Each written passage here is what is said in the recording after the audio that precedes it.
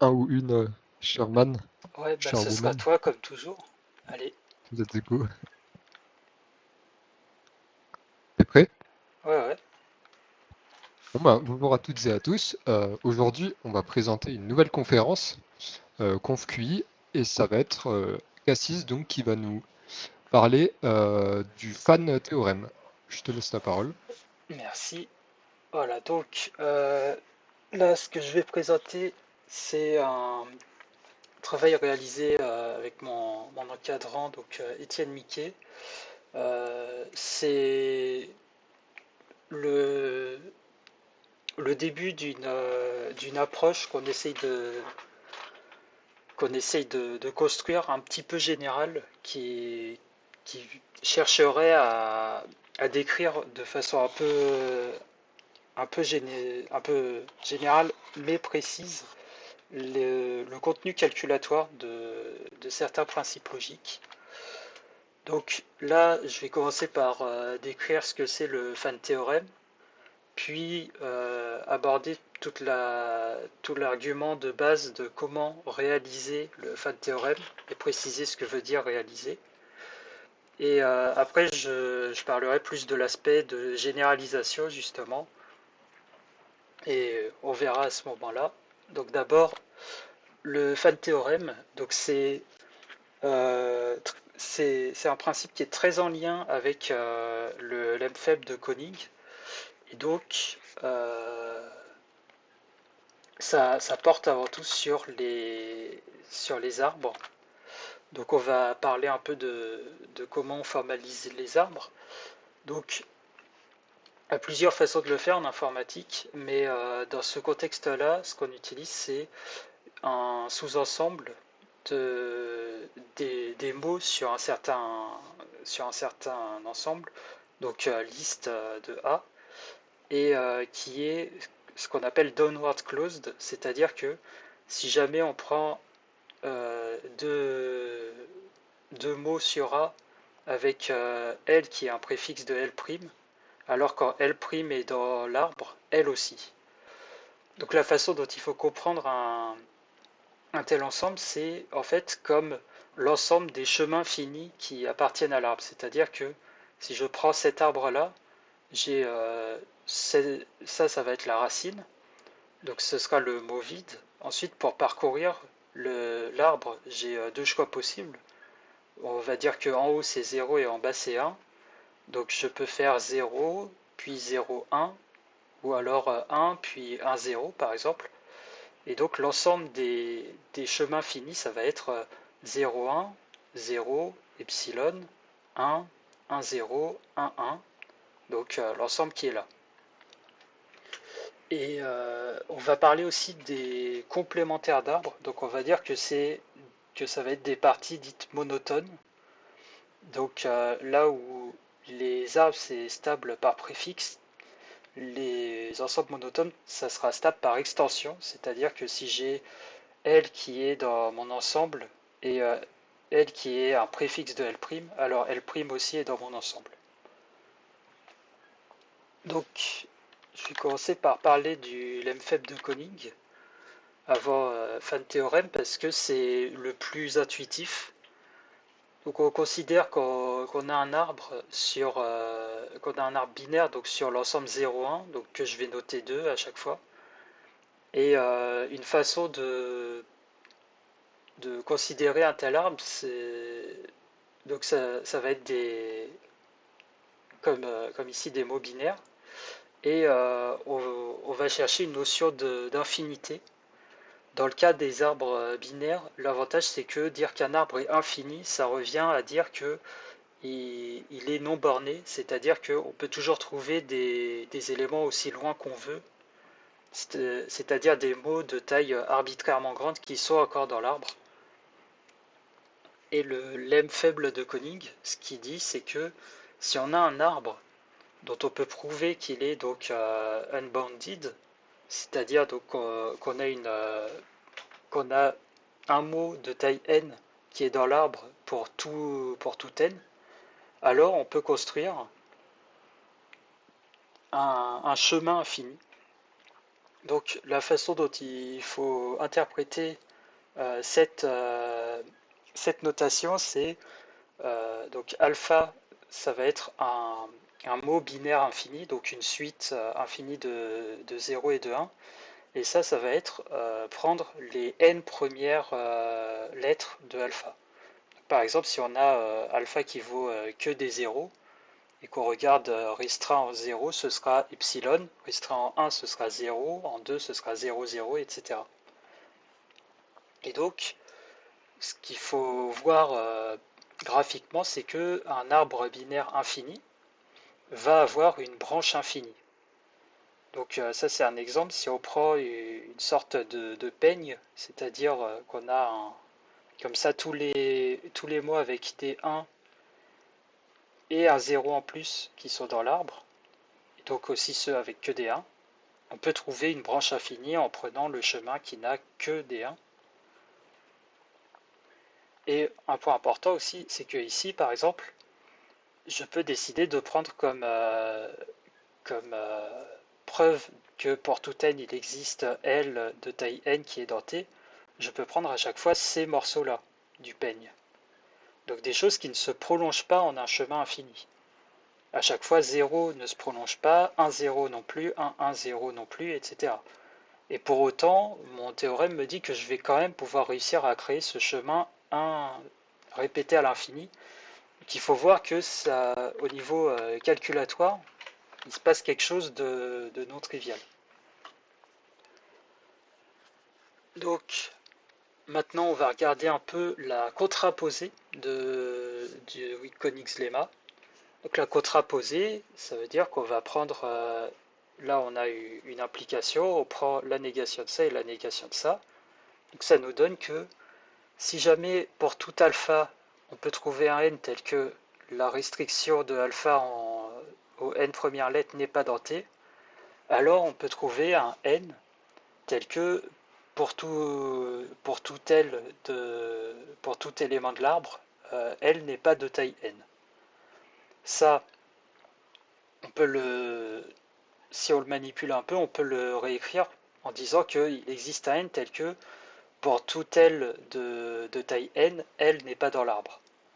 Donc ce que ça veut dire, c'est qu'en fait, on a un certain niveau à partir duquel n'importe quel mot de cette taille-là est sorti de l'arbre. Parce que vu qu'un arbre est clos par préfixe, sortir de l'arbre, ça veut dire que aussi toutes les extensions seront hors de l'arbre. Donc c'est pour ça que je le résume de cette façon. Euh, si un arbre n'a pas de chemin infini, alors il a une hauteur. C'est-à-dire, si dès qu'on prend un chemin infini, on peut prouver qu'il sort de l'arbre à un moment, alors on pourra trouver une constante par rapport à cet arbre qui dit que peu importe le chemin qu'on choisit, s'il est plus grand que cette constante, alors il est sorti de l'arbre. Maintenant, il y a une façon de l'écrire de façon un peu plus manipulable, c'est de regarder le complémentaire de t, notre arbre ici, et de prendre du coup à la place des prédicats monotones.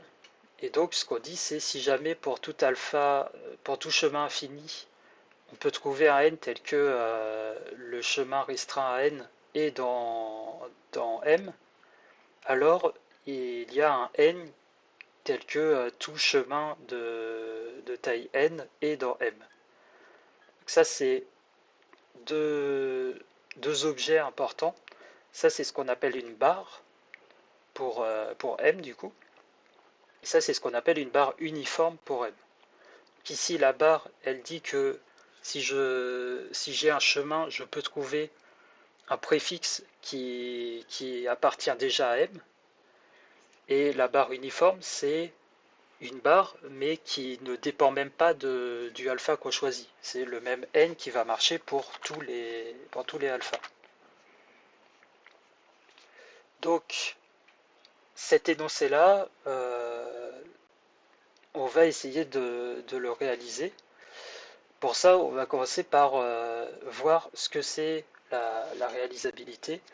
Donc le point de départ, c'est l'interprétation de Brewer-Rating-Kolmogorov, qui essaye d'interpréter de façon constructive les propositions.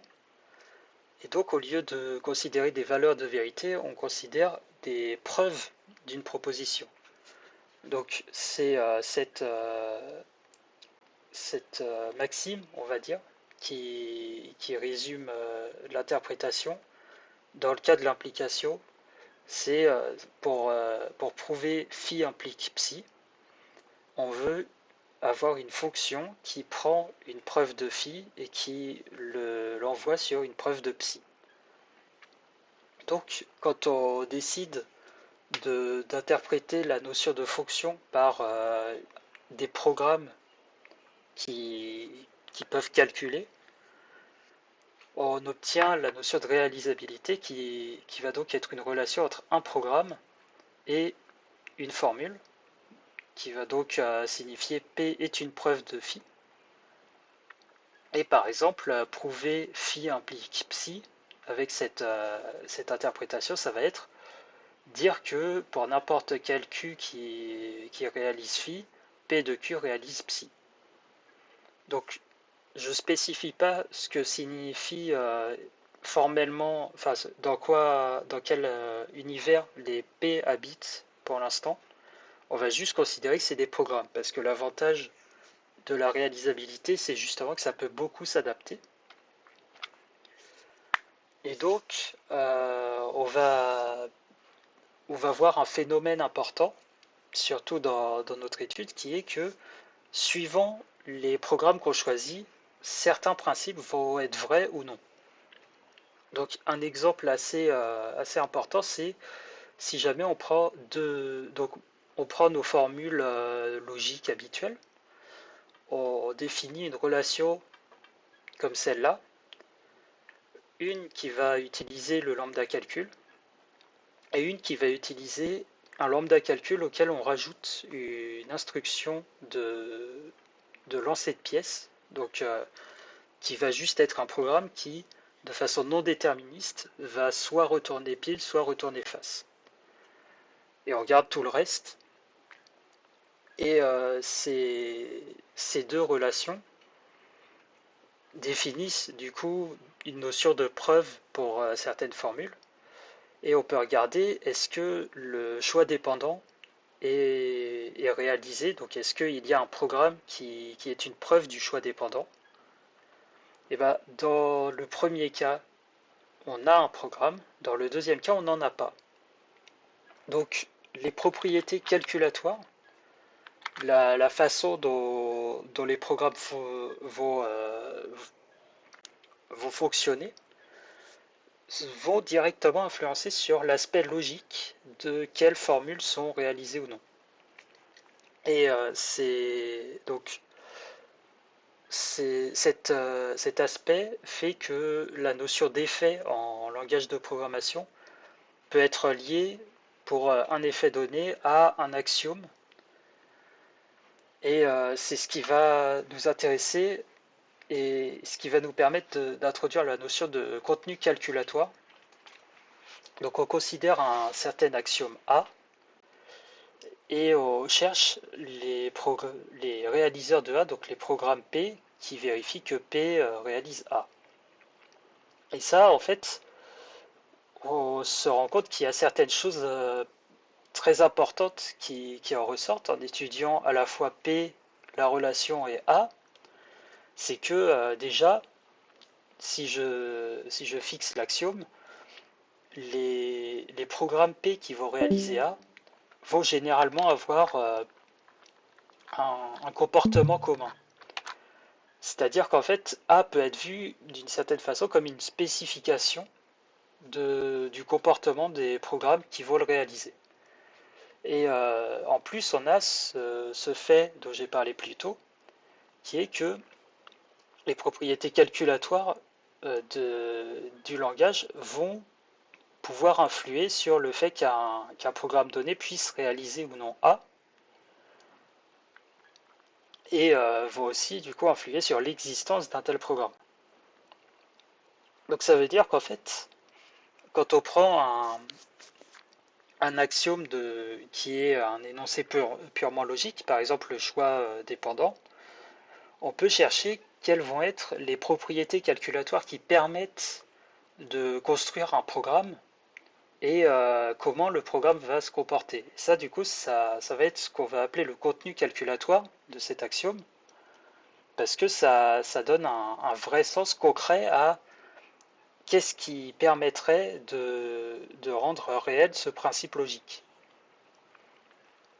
Et dans le cas du fan théorème, du coup, qui au rappel est le fait de pouvoir, quand on a quand on a un arbre dont on sait qu'on va toujours sortir, de pouvoir calculer sa hauteur. Donc dans notre cas, on va essayer de le réaliser, donc de trouver un certain programme qui va permettre de transformer donc comme on a dit, une barre pour M en une barre uniforme pour M. Donc d'abord, qu'est-ce que ça va être une barre? On l'a ici. Donc c'est pour tout alpha, il existe n tel que alpha n appartient à m. Ça va être réalisé par un programme qui prend un certain alpha et qui retourne un n vérifiant alpha restreint à n appartient à m. Donc, une première chose importante, ça va être d'essayer d'utiliser cette barre, sachant que par défaut, on a plutôt des chemins finis. Donc, ce qu'on va faire, c'est on considère ici donc tous les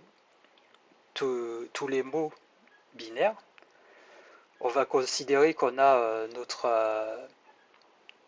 notre ensemble monotone M ici, et le complémentaire ici qui donc est un arbre. On considère un certain élément U, donc U ça va être un mot, et ce mot-là on peut le prolonger si on veut par une infinité de zéros.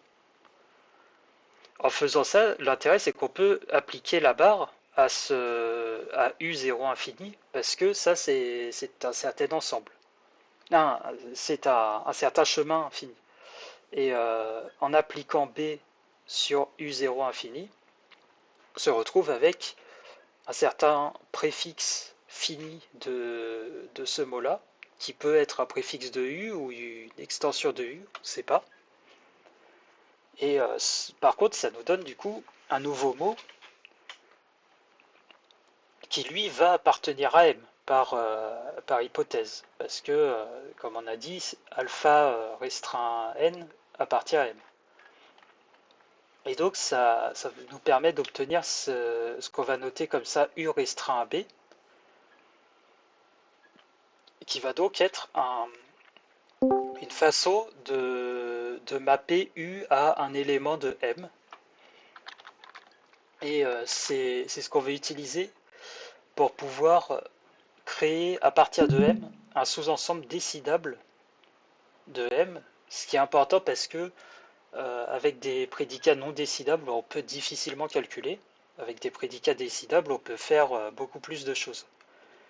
Donc, ce qu'on va faire, c'est définir une partie qui est donc dans le complémentaire de M,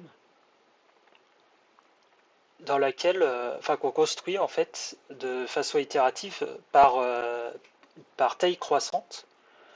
Donc, on prend un certain mot U d'une certaine taille n, on regarde U restreint à B, donc comme ça, on a U, on l'étend, on arrive ici, et ce mot-là, on va rajouter dans le dans du coup C, on va y rajouter toutes les extensions du mot qui vont partir de lui.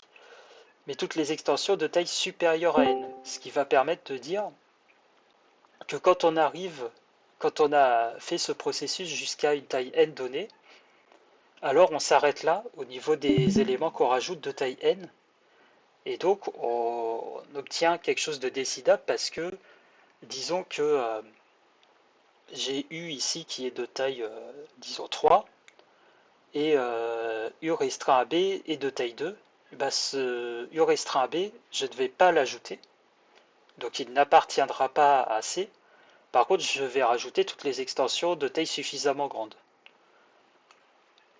Et en faisant ça, l'intérêt, c'est que la barre uniforme, donc le fait de trouver un certain n constant qui permettent de prendre des éléments qui sont, enfin, qui permettent de dire que tous les éléments de taille n sont dans M, ça, je peux juste le faire en testant tous les n et en disant, bah, au bout d'un moment, donc je teste la taille ici, puis la taille là, puis comme ça, et au bout d'un moment, je vais trouver des éléments qui sont tous dans C, parce que je peux tous les tester. Donc tous les éléments de taille n sont dans C, alors j'ai une barre uniforme pour C, et donc ça va me donner une barre uniforme pour M aussi. Ça, donc, c'est un argument qu'on a tiré d'un travail de Lubarsky et Razgen, qui est l'inspiration de notre modèle dont on va parler plus tard. Et cet argument, le truc, c'est qu'il a besoin d'être un peu détaillé pour le fait que on puisse réellement trouver la borne, donc la barre uniforme.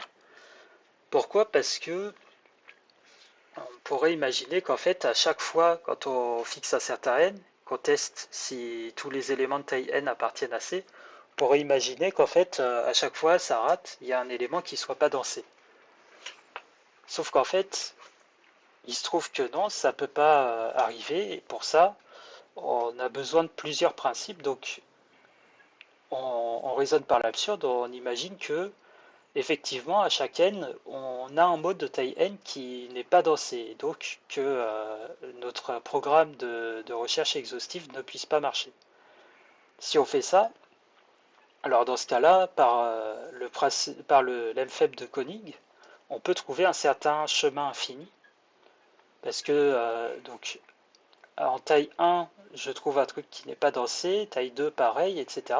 Ça me fait du coup une suite de chemins finis, une suite infinie, qui ne sont pas dans M, et donc qui sont dans son complémentaire qui est un arbre. Donc je peux trouver un chemin alpha qui va toujours éviter C,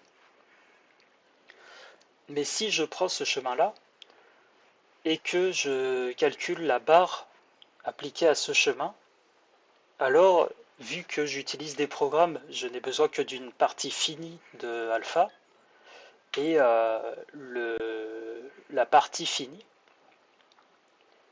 que ce soit alpha restreint à B ou la partie finie bêta à partir de laquelle on a toujours le même résultat, ces deux-là, si je regarde leur restriction à B, je vais avoir quelque chose qui est avant U.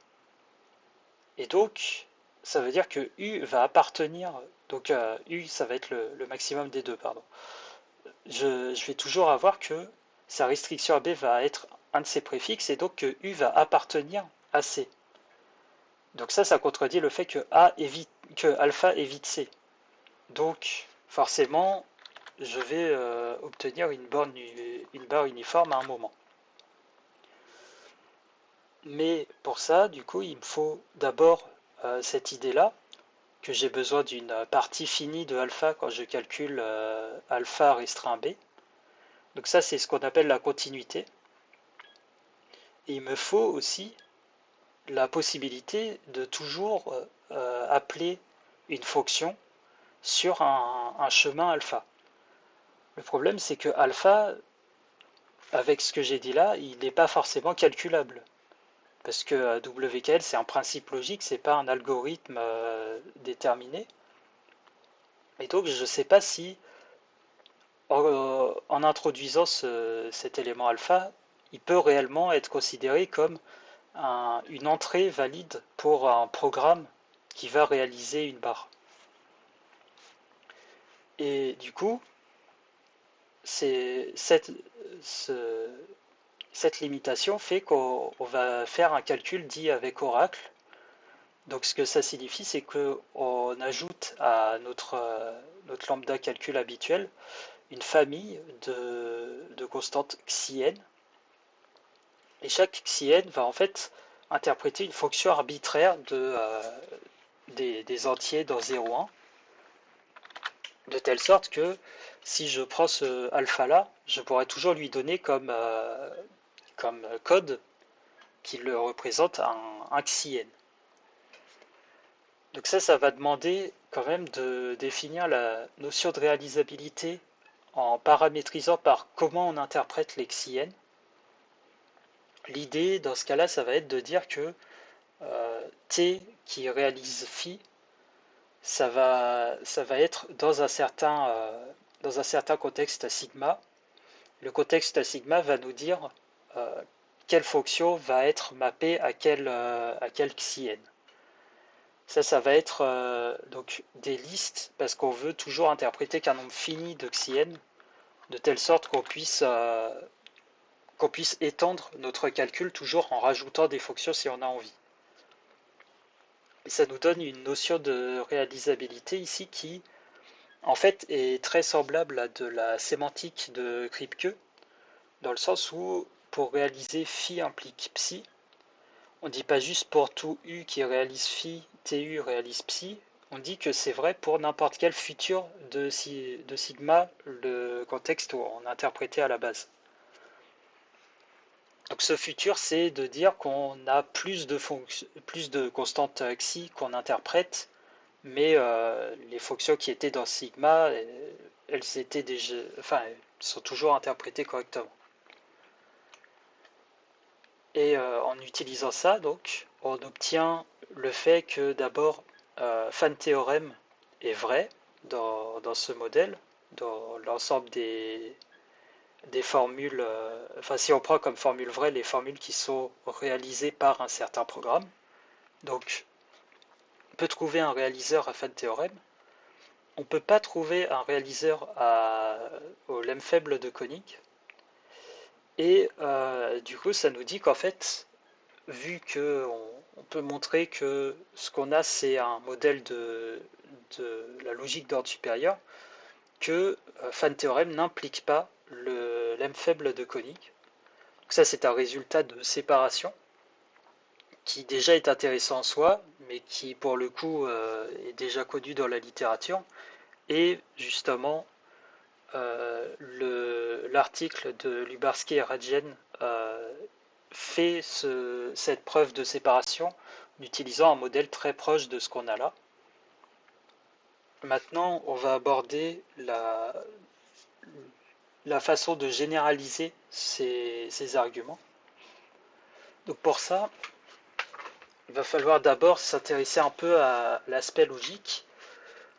Donc dans la logique, on a toujours une relation qui est la prouvabilité, qui en fait est moralement un préordre. Donc la prouvabilité, c'est dire phi prouve psi, c'est-à-dire on a une preuve de psi en supposant phi. Et ici, le fait que c'est un préordre, ça se vérifie par le fait que si on suppose phi, alors on a une preuve de phi qui est triviale. Si on suppose phi et qu'on en déduit psi, puis qu'on suppose psi, qu'on en déduit qui, alors on peut prouver qui sous l'hypothèse phi. Donc ça, c'est ce qu'on appelle les coupures en théorie de la démonstration. C'est simplement le fait que quand on a plusieurs preuves dont les conclusions des unes sont les prémices des autres, on peut les composer. Un peu comme quand on fait des lemmes, on a le droit de les utiliser, quoi. Et ce qui est intéressant avec la vision de la prouvabilité par des préordres, c'est que ça permet d'abstraire ce qui nous intéresse vraiment dans les connecteurs logiques, en particulier le et, on peut le voir comme une borne inférieure. Donc phi et psi, ça s'interprète comme la formule la plus faible construite à partir de phi et psi. Et la flèche d'implication, elle vérifie ce qu'on appelle être un adjoint à droite ou ce qu'on appelle aussi une connexion de Galois. Donc qui est cette relation-là, phi et psi prouvent qui. si et seulement si phi prouve psi implique qui. Donc ça, c'est aussi une instance de la curification en quelque sorte. Donc ce que ça permet de faire, c'est de caractériser la flèche de l'implication juste avec ce et. Et du coup, pour, euh, pour abstraire la structure des preuves et plus particulièrement des formules logiques avec cette relation de probabilité, on peut considérer ce qu'on appelle des Hating préalgebra. Donc pré ici, c'est parce qu'on est sur un préordre. Si on a un ensemble ordonné, ce serait une Hating algebra. Et donc c'est une structure où on a donc un ordre avec un mythe, donc une borne inférieure, et une opération flèche qui a une connexion de Galois avec le mythe. Donc n'importe quelle structure de ce type permettrait d'interpréter la logique propositionnelle construite avec et implique, vu que on a les opérations qui interprètent ces deux objets. Et en particulier, quand on regarde la notion de réalisabilité, on va avoir une telle chose avec la, l'algèbre de Hating des parties, enfin des ensembles de programmes. Donc ce qu'on dit, c'est qu'en fait, pour interpréter comme ça nos phi, nos psi, tout ça, on va considérer à chaque fois des ensembles de programmes. Donc au lieu de considérer ma formule 0 égale 0, je vais considérer l'ensemble des preuves de 0 égale 0. Donc ça, c'est un ensemble de lambda termes, donc une partie de l'ensemble lambda.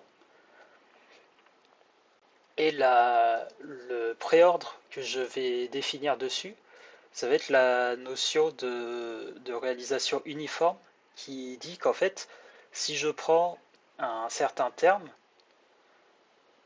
qui est dans A, alors je peux l'envoyer sur un terme qui est dans B.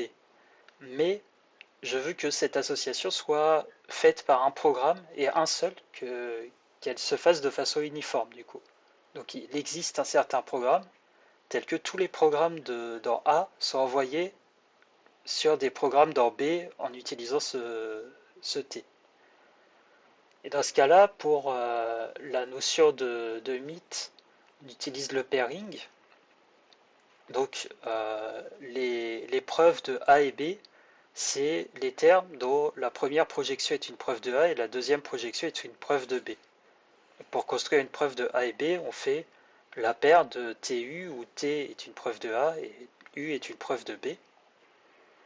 Et la notion d'abstraction nous permet d'avoir le comportement qu'on attend pour l'implication.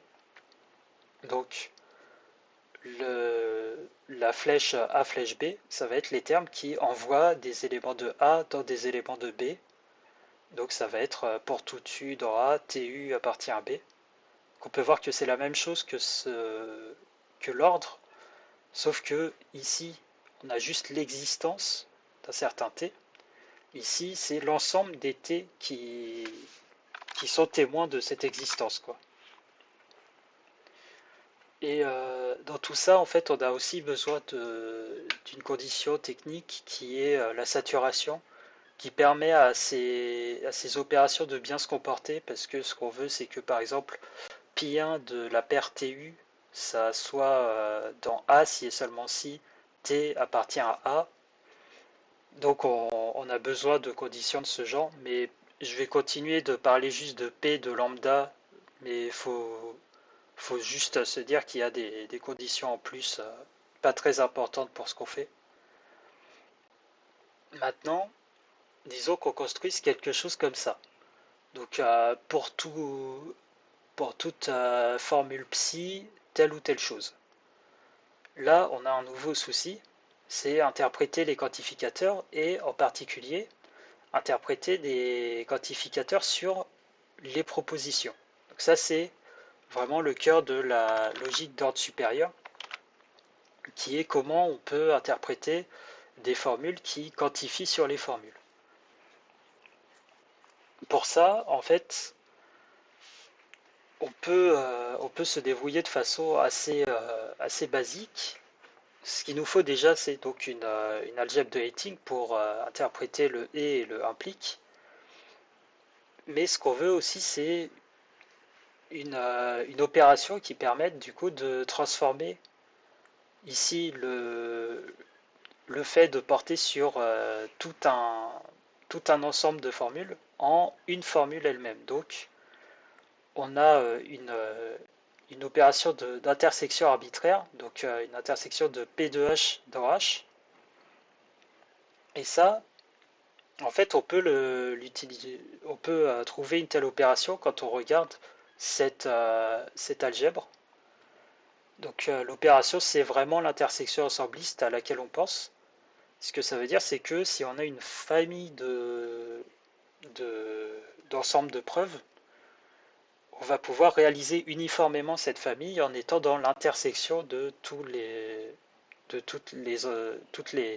ensembles de preuves de la famille. Et le point important, c'est qu'en fait, tout ça, on peut l'abstraire en une notion qui s'appelle les evidence frames. Je vais souvent parler d'EF pour aller plus vite, qui donc permettent d'avoir une notion d'une certaine façon d'algèbre de Heyting pour interpréter la logique, avec une forme d'imprédicativité dans le sens d'une intersection, et qui permettent du coup d'interpréter la logique d'ordre supérieur. Donc une F, ça va être un ensemble phi qui interprète les propositions, un ensemble E, donc ça c'est ce qu'on appelle les evidences, et une relation qui va relier une évidence et deux éléments de phi, donc deux propositions. Et l'ordre d'une pré-algèbre de Heyting, ça va être donné par le fait que on peut réaliser le fait que A est inférieur à B, c'est-à-dire cette structure-là. Et donc une F, c'est un tel triplet qui vérifie les différentes structures et conditions attendues pour avoir du coup comme ça un pairing, une abstraction et une notion de réalisation uniforme, donc avec une intersection. Et maintenant, on va revenir au fait de réaliser Fan théorème, mais en l'adaptant au cas des evidence frames. Donc, si on résume, de quoi on a besoin quand on regarde le modèle qu'on a fait. On a besoin d'abord de pouvoir tout encoder. Donc, ce que ça signifie, c'est que il faut que notre langage soit suffisamment expressif. Pour ça, il suffit d'avoir les fonctions primitives récursives, quitte à donc faire des encodages, mais c'est pas le plus important. Donc ça, c'est au niveau de l'expressivité.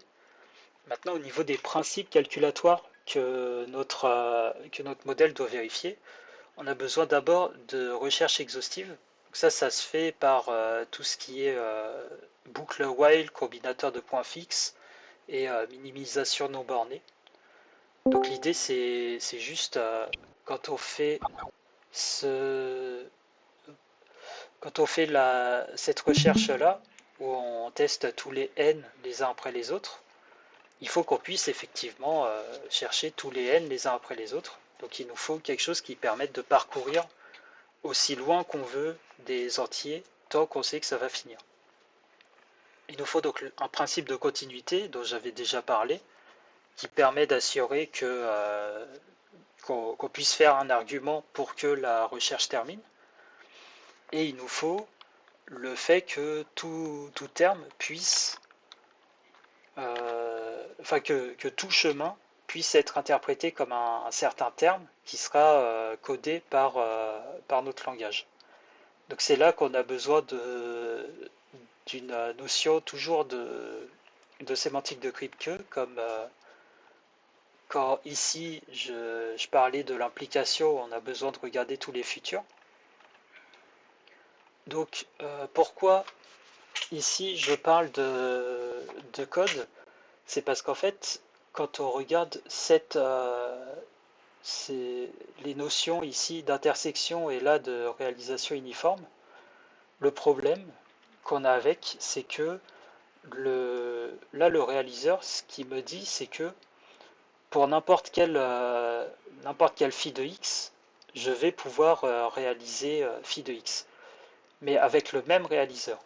Donc, par exemple, si je veux réaliser pour tout n, n égale n, il faut que ma preuve de n égale n soit la même pour tout n. Et ça, c'est le genre de choses dont j'ai pas toujours envie. En général, je veux que ma preuve puisse s'adapter au n en prenant le n en entrée.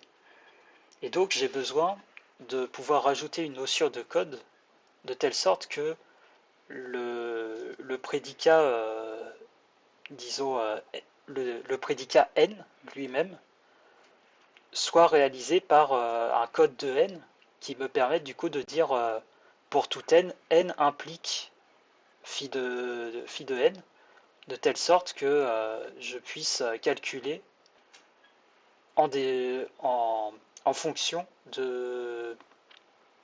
en fonction du n. Donc c'est ici par exemple, ce que je veux c'est d'abord un code qui va être donc une fonction de n dans phi, et du coup un réaliseur de ce genre de choses, ça va être un programme qui va réellement incarner le contenu calculatoire que je veux donner à mon n. Donc qui va permettre à mes programmes de dépendre directement de n. Donc pour ça, il faut rajouter à la pure notion de f ici, il faut rajouter un enrichissement qui est donc déjà ce code des entiers, mais aussi pour pouvoir avoir les fonctions primitives récursives, un code de 0, un code du successeur et un code du principe de récurrence. Et donc ça forme forcément une catégorie. Et là, les morphismes qu'on prend pour cette catégorie, ça va juste être les morphismes qui préservent tout sur le champ. C'est-à-dire que ça va commuter avec une égalité, pas d'isomorphisme ou quoi. Donc par exemple, f de E0 dans une evidence frame sera le E0 de l'autre, ce genre de choses. Et pareil pour des fonctions qui vont mapper les ensembles phi, les ensembles E, qui vont commuter avec les relations pour chacun d'entre eux. Donc ça va vraiment être des morphismes très très forts, qui en fait nous servent avant tout à mieux exprimer l'argument général. Donc ensuite, donc là on a réussi à encoder les fonctions RP. Euh, Là, on va s'intéresser un peu à la sémantique de Kripke.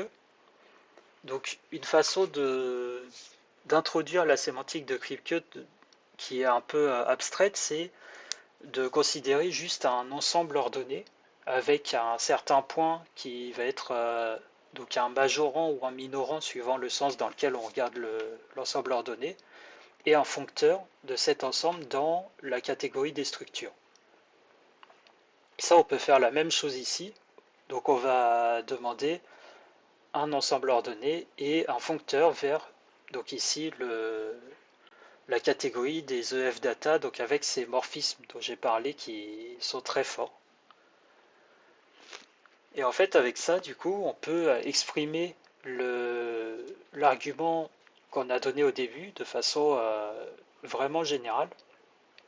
Donc, si jamais j'ai une EF data pour laquelle je peux trouver un ensemble ordonné qui est un functeur de cet ensemble dans les EF data qui donc map 1 sur mon EF, qui vérifie que dès que j'ai un arbre décidable dans l'univers d'une certaine, enfin dans un des mondes de mon ensemble, je peux trouver un futur dans lequel je vais pouvoir créer réellement un chemin denté, donc avoir un réaliseur d'un chemin denté. Et si en plus tous les f de W ont la continuité, alors mon EF data va vérifier, va réaliser. Donc ça, faut le lire comme il existe un certain élément dans E tel que l'interprétation de f de t de ft va être du coup plus grande que le prédicat vrai. Donc, bref, on peut exprimer ça juste en disant le fan théorème est réalisé réellement dans cette interprétation de réalisabilité. Et du coup, quel est l'intérêt de tout ça? Donc, déjà, ça nous permet d'avoir à nouveau un résultat de séparation entre fan théorème et Wick-Koenigs lemma. Mais en plus, ici, notre approche, elle est robuste, ce qui veut dire que, donc déjà, ce théorème-là, on peut vérifier qu'il s'applique de façon assez naturelle au modèle qu'on avait construit. Donc,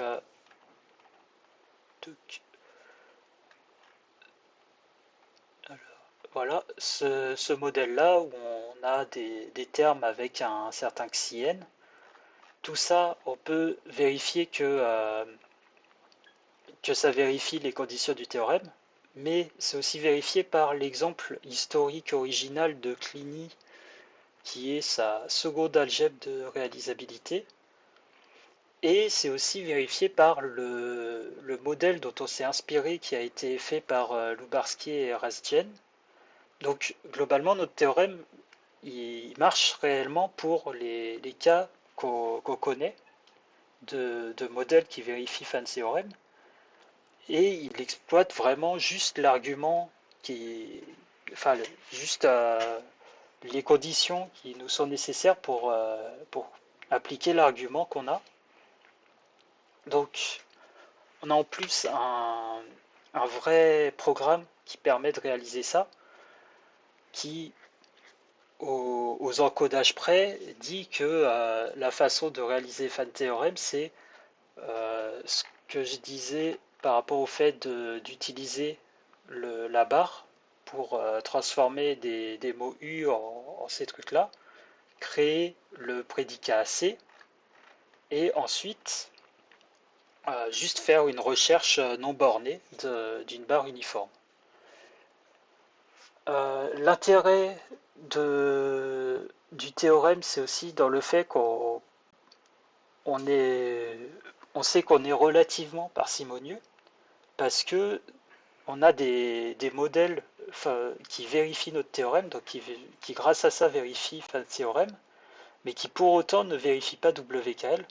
Donc ça veut dire que ce qu'on a caractérisé comme contenu calculatoire n'est pas le contenu de WKL qui donc est plus fort que fan théorème.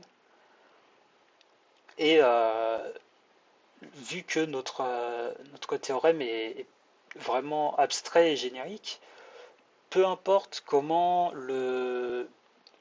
un système calculatoire va fonctionner, peu importe à quel point on rajoute dedans des primitives bizarres, tant qu'on a telle et telle condition, on va pouvoir satisfaire fan théorème. Donc ça permet d'avoir un point de vue vraiment général qui, on l'espère, permet vraiment de capturer ce que signifie réaliser fan théorème et donc le calcul qui se cache derrière ce principe. Ah, merci de m'avoir suivi. Merci Cassis pour ta présentation qui a duré 50 minutes. Je sais pas quel était le Ouais, temps objectif.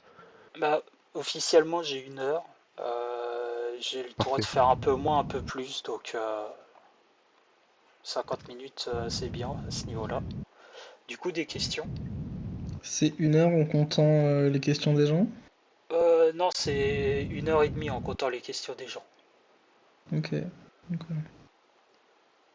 Bah, du coup, j'ai tout loupé, mais Mais toi, au pire, pas grave. j'aime bien ta calligraphie. Merci.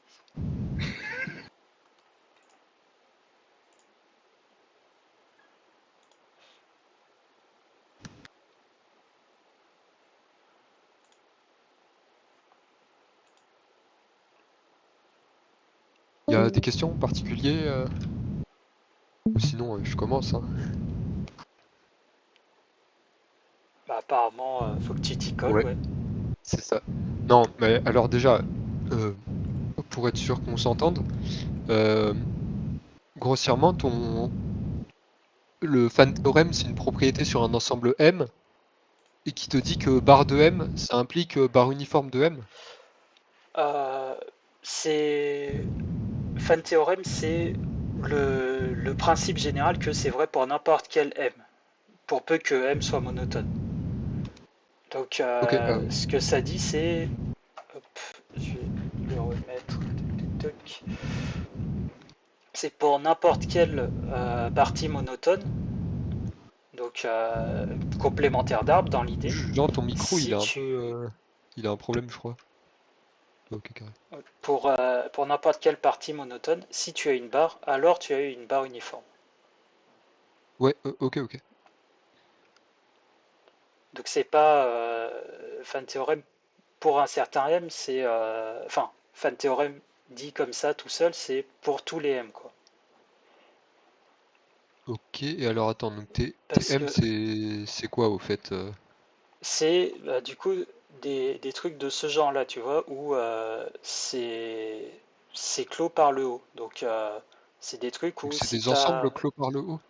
ouais c'est des parties des mots binaires, des Oui. ensembles de mots binaires qui vérifie que si tu as un point qui est dans l'ensemble, si tu as un point qui est dans l'ensemble, alors toutes ces extensions sont aussi dans l'ensemble. Ouais, ouais, ouais, d'accord. De la même Ah oui, oui, façon, c'est pour enfin, ça que tu parlais de dualement complémentaire. Ouais, ok. aux arbres, où c'est quand tu as un élément dans l'arbre, alors tout ce qui est avant est dans l'arbre aussi. Ouais, d'accord, ok. Ouais, je comprends à peu près. Moi, j'ai une question un peu technique. Ouais. Là, du coup, tu fais le fan théorème monotone. Je sais que pour la barre induction, il y a différentes variantes selon si on prend les barres décidables, monotones, sigma 1, et puis il y a des trucs genre il y a Ouais. CBI, je sais pas exactement ce que c'est, un truc de Kiera ou genre je suis plus un japonais, enfin voilà. Euh, est-ce que ça s'applique aussi pour fan théorème ou bien comme c'est binaire, on s'en fout et est-ce qu'il y a des trucs Alors, il y a plein de variantes. Il y a Le, alors, c'est le weak fan théorème, le pi1 fan théorème, le C fan théorème, qui n'ont pas les mêmes noms dans la littérature suivant les auteurs, donc c'est tout un bordel. Mais ouais, il y a énormément de variantes et comme toujours, rien n'est équivalent. Et ça, ce que j'ai donné là, c'est normalement la version la plus forte, je crois. Parce que le reste, en général, c'est tu te restreins à des M qui vérifient tel ou tel truc. Et sinon, t'as typiquement le weak fan théorème, c'est comme le weak Koenig lemma. Si tu vois ce que c'est au lieu de prendre un. Alors, je me souviens plus exactement de l'énoncé, mais c'est dans l'idée, au lieu de dire quelque chose qui est tout le temps vrai, tu dis que c'est vrai une fois sur deux, quoi. La conclusion de ton théorème. Et si tu veux, tu peux mixer les deux en faisant un weak truc sur seulement les prédicats pi 0,1. Enfin bref, c'est là encore un gros bordel.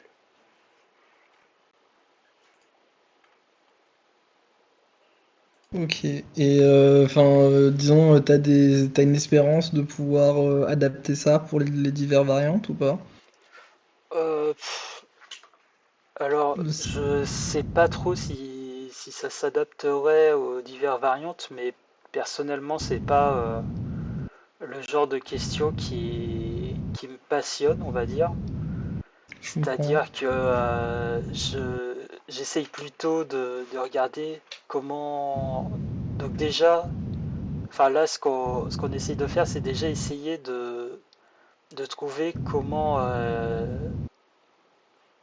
étendre l'idée ici de créer des vrais arguments généraux sur des evidence frames pour réaliser des trucs. Comment faire ça pour d'autres principes? Donc oui, Koenigslemma en tête.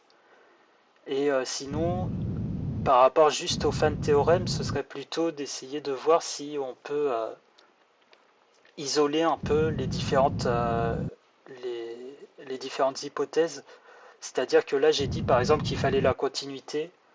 On sait que si on n'a pas la continuité, alors il y a un certain modèle qui vérifie tout le reste, mais qui casse à cet endroit-là. Ok. Non, Ok. pardon, j'ai dit la continuité, justement. La continuité, on aimerait avoir ça. C'est le fait de pouvoir prendre des chemins dans le futur. Ça, un modèle qui n'a pas de chemin dans le futur, mais qui a continuité, blablabli, blablabla. On a des trucs où fan théorème casse. Donc on aimerait Ok. trouver aussi quelque chose où la Hmm. continuité fasse, enfin l'absence de continuité fasse que le fan théorème casse. Ça, on n'a pas. Mhm.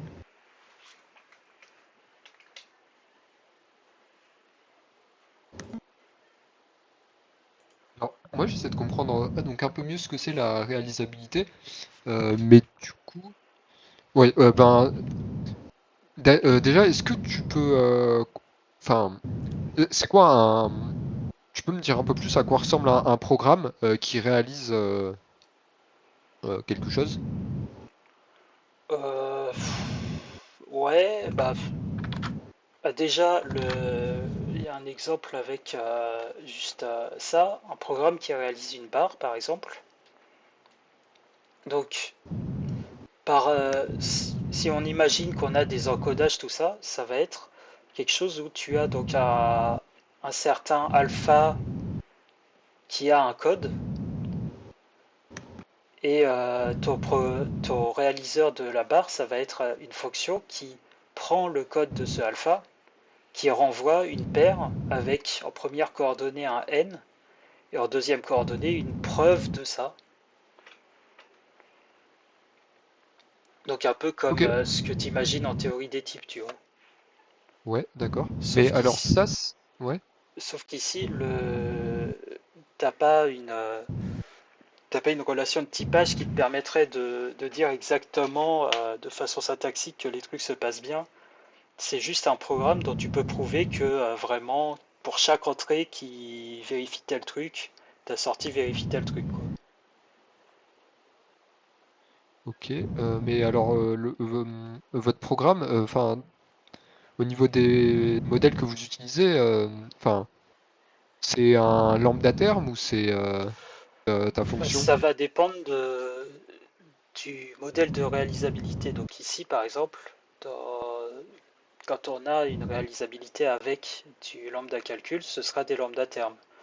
Mais par exemple, la réalisabilité de Clini, qui est la première qui est apparue en 45, c'est des machines de Turing avec des. Du coup, à la place des lambda termes, tu prends des entiers qui sont des que tu considères en tant que code de machine et au lieu d'être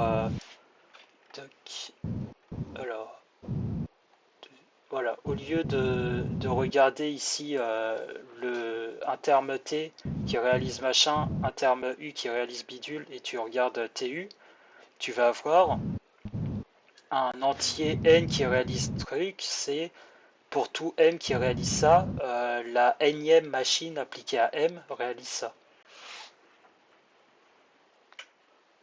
Ouais, ok, ok, ouais, je vois parce que justement, je voulais te poser des questions, enfin s'il y avait des liens avec les machines de Turing, mais du coup oui c'est ce que Ouais, tu si poses au tu départ peux. sur ton Ouais, modèle. en fait, c'est vraiment. Enfin, t'as des modèles de réalisabilité avec tous les modèles de calcul si tu as envie. Donc, des machines de Turing, nous on préfère le lambda calcul parce que ça a l'avantage en fait de te donner des vrais programmes explicites que tu peux ensuite exhiber quoi. Mais après, si tu as envie, tu peux prendre un peu tout ce que tu veux. Et implémenter même carrément ou Bah,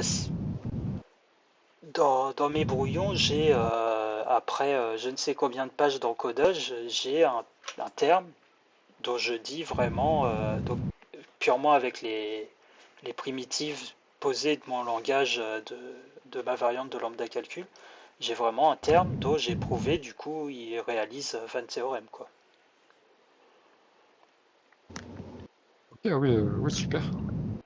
Qui par Et contre est un lambda terme très moche et que personne n'a envie de regarder, quoi. Mais le mais truc peut-être qu'il existe. se simplifie après ou je sais pas. Pas vraiment, mais bon.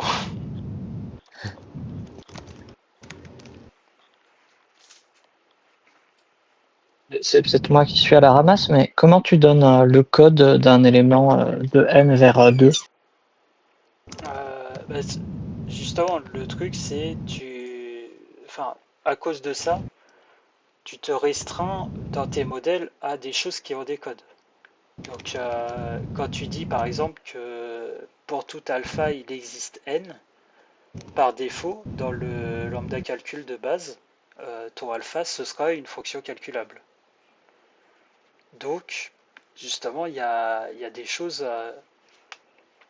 En fait, ce qui est intéressant avec la réalisabilité, c'est que ça te permet de créer des théories qui sont cohérentes, mais du coup, où tu vois qu'il y a il y a plein d'objets qui n'existent pas parce que pas calculables. Donc, d'un côté, ça permet de faire plein de contre-modèles, de l'autre, ça veut quand même dire que quand tu regardes d'un point de vue méta, tu as des théories très, très vides, disons. Enfin, les modèles plutôt sont très vides par rapport à ce que tu imagines, par exemple, de l'arithmétique du second ordre.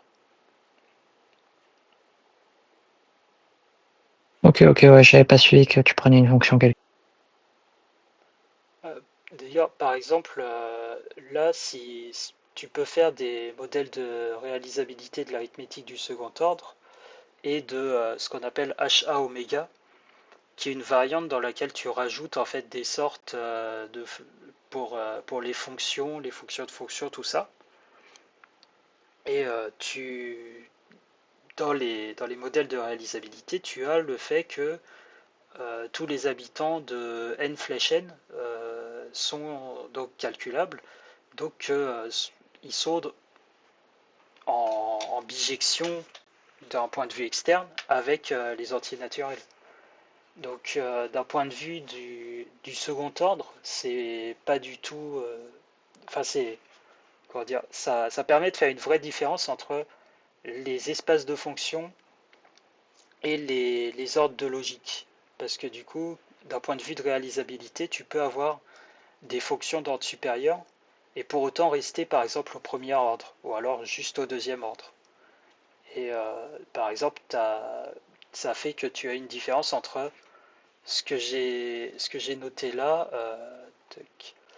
n flèche 2, c'est fondamentalement différent de n flèche propre dans dans un modèle de réalisabilité où n flèche propre sera quelque chose qui est moralement très gros par rapport à n flèche 2 qui est dans un modèle de réalisabilité la plupart du temps juste dénombrable quoi. D'ailleurs, en parlant de ça, euh, enfin, quand les gens font la logique classique, en général, ils appellent PA2, c'est genre juste PNO avec des parties de second ordre. Ouais. Euh, et j'ai déjà vu HA2 du coup pour hating avec des parties du second, enfin des quantifications sur des ensembles. Du coup, enfin c'est un peu, il y a un peu un conflit de notation, j'ai l'impression. Est-ce que tu sais comment est-ce qu'il, enfin, genre, comment est-ce que les gens se débrouillent pour gérer les problèmes de. Genre, comment est-ce que tu notes achat avec des quantifications sur tous les ordres comment est-ce que tu notes ces machins? C'est-à-dire sur tous les ordres. Bah, je sais pas si j'ai le droit d'avoir quantification, genre si j'ai deuxième, troisième ordre, c'est sur les parties par exemple, ou sur les fonctions, Bah, ça complique un peu. généralement, on fait pas trop au-delà du second ordre. Enfin, perso, j'ai jamais vu de gens faire du troisième ordre ou du quatrième ordre. Et après, quand tu te permets de quantifier sur prop, c'est HOL directement, quoi. Ok. Parce que Girard le fait dans sa thèse d'état sur genre tous les niveaux. Genre enfin, il a système F, il a système T, système F, et puis il a aussi les trucs d'après, même s'il en parle pas. Enfin, il le fait de façon un peu générale, mais son Ok. truc est un peu. Euh, donc j'avoue que j'ai même pas compris sur quoi exactement est-ce qu'il. Enfin, du coup, il quantifie sur tous les types de fonctions, sur tous les nombres de fonctions, je crois. Hmm. Enfin, c'est bon. Après, là, j'avoue que les trucs de... Enfin, perso, je me limite vraiment toujours à premier, second et HOL, quoi. La plupart du temps, je fais HOL surtout. Ok. Parce qu'en fait, les modèles de réalisabilité, quand on exprime avec des evidence frames, c'est à chaque fois des modèles de HOL. Et tu peux faire des trucs plus faibles, mais du coup, dans ce cas-là, tu as besoin de faire des, enfin d'utiliser d'autres formalismes. Parce que, en gros, j'ai parlé de l'idée de réalisation uniforme avec des intersections. Ça marche pas si tu veux avoir si tu veux réaliser une théorie qui est prédicative, par exemple. Ok. Tu as je me souviens plus du nom du papier, je crois que c'est de Plotkin, qui dit qu'en gros, quand tu as un système de type, soit il est trivial, soit il réalise pas un topos, je crois. Ce qui revient en gros à dire que quand tu considères l'ordre supérieur, ça passe pas, quoi. Ok, ok.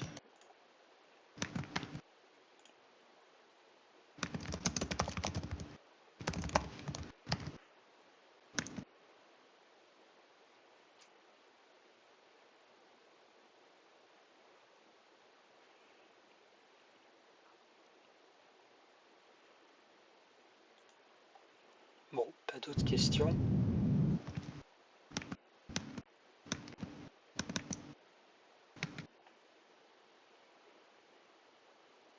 Pour moi, c'est bon. Ok. Ok.